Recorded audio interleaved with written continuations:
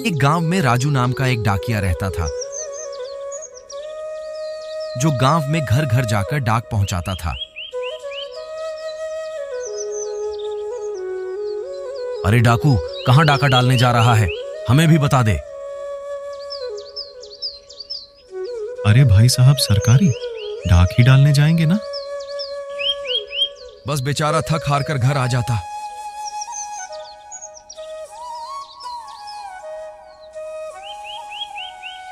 अरे आप चिंता मत करिए, इसमें आपकी कोई गलती नहीं। गांव के लोग तो मजाक में ही आपको छेड़ देते हैं।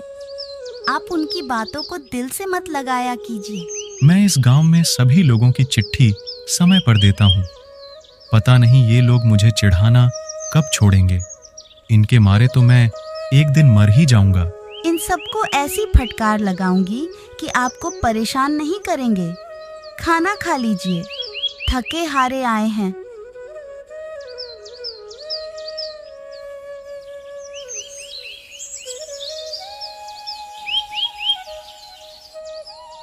अगले दिन राजू सुबह सुबह ही घर से निकल जाता है।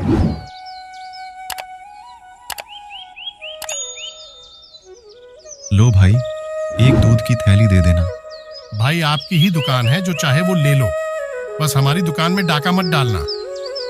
ऐसा कहकर दुकानदार जोर से हंसता है और यह देखकर बेचारा राजू चुपचाप वापस अपने घर की तरफ चल देता है। रास्ते में चलते चलते राजू को बहुत भयंकर गुस्सा आता है और वह गांव वालों को सबक सिखाने की सोचता है। घर पहुंचते ही राजू की पत्नी राजू से बोलती है, जी आ गए आप। आपके हाथों में तो दूध की थैली नजर ही नहीं आ रही है। कहीं आप रास्ते में तो नहीं गिराकर आ गए? भगवान जाने आजकल आपका ध्यान कहाँ रहता है। मैं तो आपके बारे में सोच सोच कर ही बहुत परेशान रहती हूँ। राजू बेचारा अपनी इस परेशानी के बारे में अपनी पत्नी को भी बार बार कैसे बताएं और वह अपने कमरे में चला जाता है।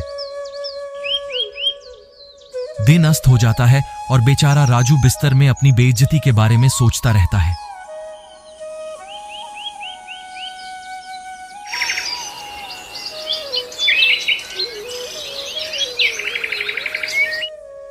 अगले दिन राजू डाकघर निकल जाता है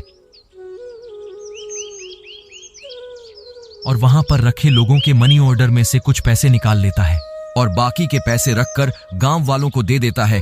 और दिन पर दिन गुजरते गए और यह चोरी की आदत अब राजू की आदतों में शुमार हो गई। वह रोज लिफाफों में से थोड़े से पैसे निकालता और बाकी के गांव वालों को दे देता। एक दिन शहर से गांव का एक लड़का अपनी मां के पास आता है।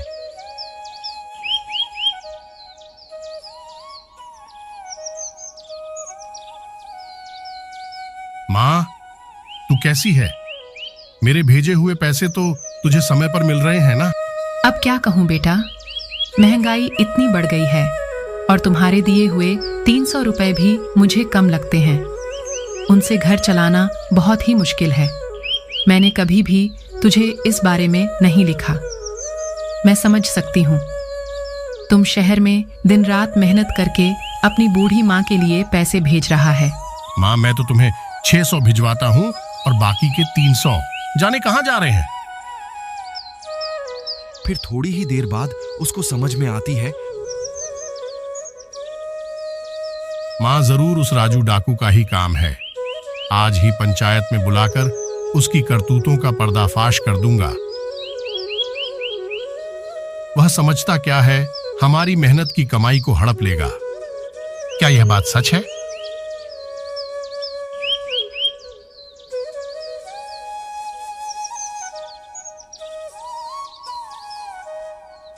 राजू, जो यह लड़का बता रहा है कि तूने हर महीने इसके घर भिजवाए हुए पैसों में से कुछ पैसे जोड़े हैं।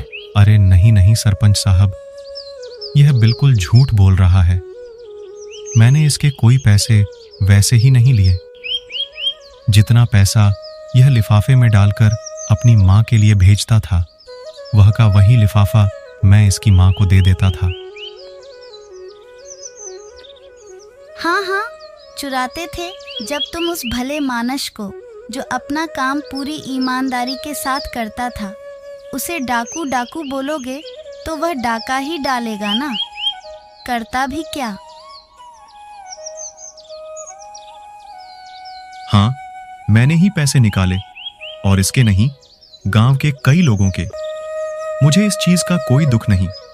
ये सब इन्हीं के कर्मों का फल है, जो बार बार मुझे डाकू कहने लगे। इसलिए मैंने इन सबको सबक सिखाने के लिए ये सब किया। मैंने इस बारे में आपसे कितनी बार कहा कि गांव के लोग मुझे परेशान कर रहे हैं, पर आपने भी मेरी बात नहीं मानी। सरपंच जी, बस झूठे ही आश्वासन देते रहे आप। अरे राजू बेटा, हम गांव वालों को माफ कर दो। अब मुझे समझ आ गया है तुमने ऐसा क्यों किया। आज से कोई तुम्हें डाकू कहकर नहीं पुकारेगा। जो तुम्हें डाकू पुकारेगा, पंचायत उसी पर 1000 रुपए का जुर्माना लगा देगी, और वह जुर्माना भी तुम्हें ही दिया जाएगा। सरपंच का न्याय सुनकर राजू और उसकी पत्नी बहुत खुश हुए और खुशी खुशी वापस से अपना जीवन यापन करने लगे।